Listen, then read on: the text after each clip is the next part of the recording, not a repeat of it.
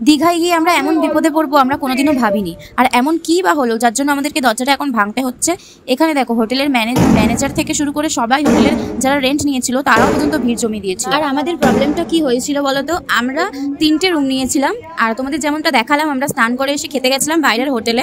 তো ওখান থেকে এসে আমরা যে যার মতো রুমে বসে গল্প করছিলাম। তার মধ্যে আমাদের মধ্যে একজন কি করেছে, দরজা বন্ধ করে একটা রুমের মধ্যে ঢুকে গেছে, আর তার ফোনটাও ছিল পাশের রুমে। আর আমরা অতটা খেয়ালও করিনি যে ও এরকম একা ঘরের মধ্যে ঢুকে দরজাটা বন্ধ করে নিয়েছে।